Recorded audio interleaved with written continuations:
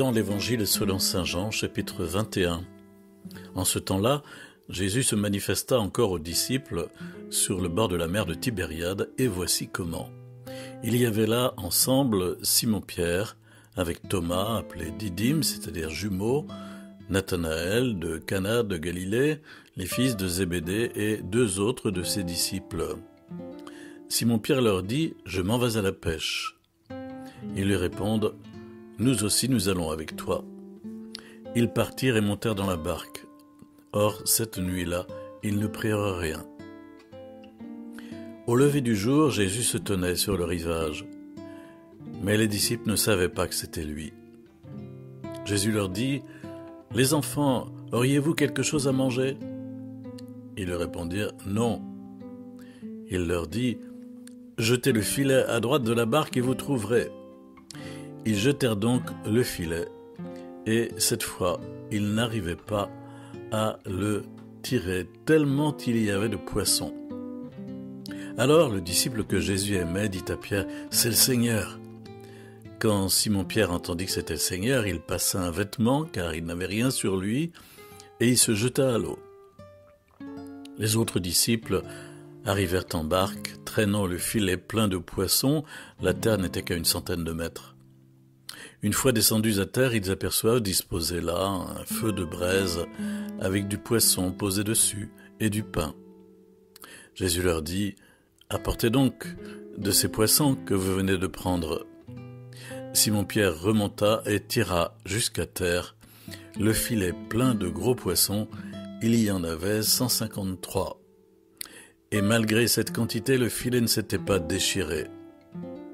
Jésus leur dit alors « Venez manger. » Aucun des disciples n'osa lui demander « Qui es-tu » Il savait que c'était le Seigneur.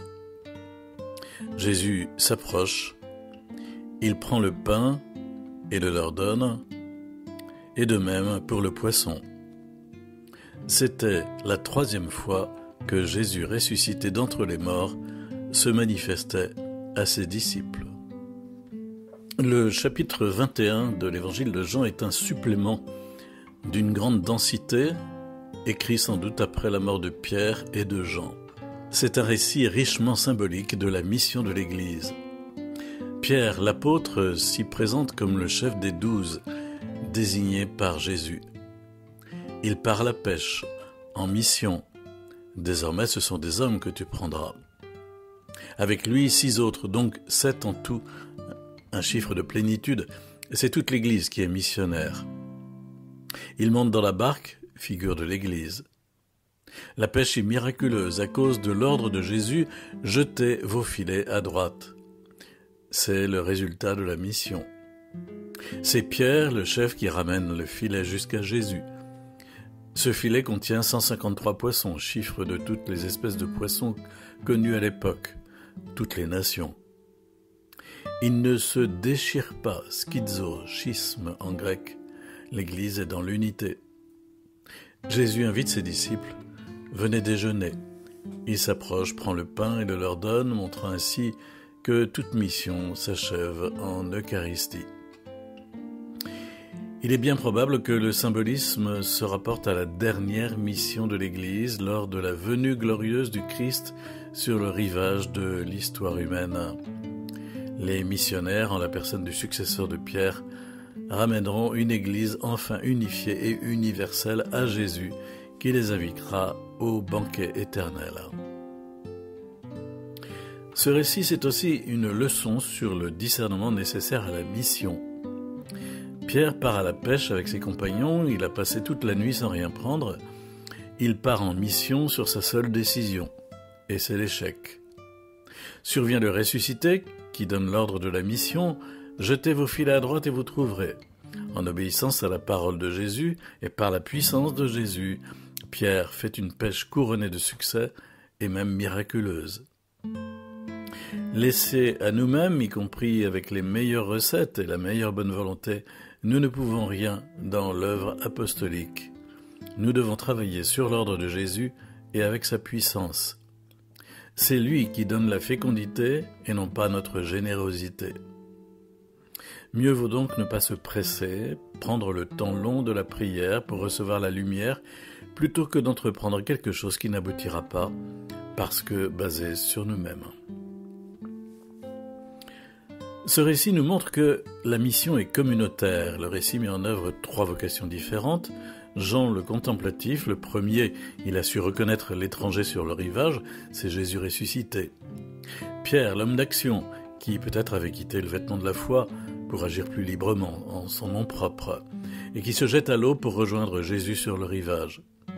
Les 5 autres qui, par leur travail patient, accompagnent l'entreprise jusqu'à son terme.